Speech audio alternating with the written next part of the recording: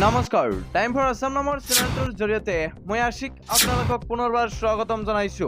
এই মুহূৰ্তত আহি পৰিছে আপোনালোকৰ বাবে আজিৰ কেইবাটাও গুৰুত্বপূৰ্ণ খবৰ। CBSEৰ দশম আৰু দ্বাদশ শ্ৰেণীৰ পৰীক্ষাৰ ফলাফল ঘোষণা, লগতে ৰাজ্যত পুনৰ বৃদ্ধি পালে অত্যাৱশ্যকীয় সামগ্ৰীৰ মূল্য। সবিশেষ খবৰৰ সৈতে জানিব পাৰিব এই ভিডিঅ'টোৰ মাধ্যমত, গতিকে ভিডিঅ'টো অলপ স্কিপ নকৰাকৈ সম্পূৰ্ণ একেলগে চাব।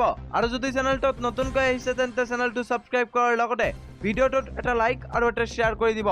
তেন্তে আহক বন্ধু বান্ধৱীসকল আজিৰ খবৰকেইটা আৰম্ভ কৰক।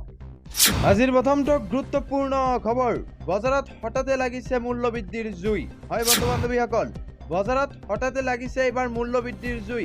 আকাশ লংঘি মূল্য বৃদ্ধিত কেঙা হৈ পৰিছে সাধাৰণ জনতা।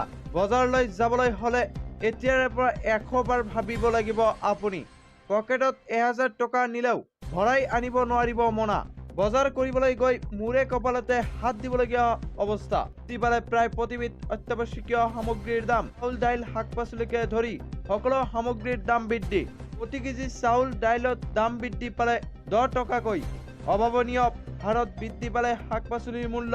প্ৰতিবিধ প্ৰসাধন সামগ্ৰীত 10 টকা পৰ্যন্ত দাম বৃদ্ধি।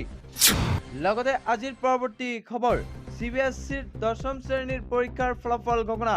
কেনেকৈ লাভ কৰিব আপুনি ফলাফল? কেন্দ্ৰীয় মাধ্যমিক শিক্ষা বোৰ্ডে দশম শ্ৰেণীৰ শিক্ষাৰ ফলাফল ঘোষণা কৰিছে। এই বৰ্ষৰ প্ৰায় 39 লাখ ছাত্ৰ-ছাত্ৰী দশম আৰু দ্বাদশ পৰীক্ষাত অৱতীৰ্ণ হৈছিল। পৰীক্ষাৰ ফলাফল CBSEৰ অফিচিয়েল ৱেবছাইটত cbse.gov.in ত উপলব্ধ হৈছে। CBSEৰ দশম শ্ৰেণীৰ ফলাফলত উত্তীৰ্ণৰ হাৰ বৰ্ষতকৈ 0.48% অধিক। বিগত বৰ্ষত দশম শ্ৰেণীৰ পৰীক্ষাৰ উত্তীৰ্ণৰ হাৰ আছিল 93.12% আৰু এই বৰ্ষত উত্তীৰ্ণৰ হাৰ 93.60%।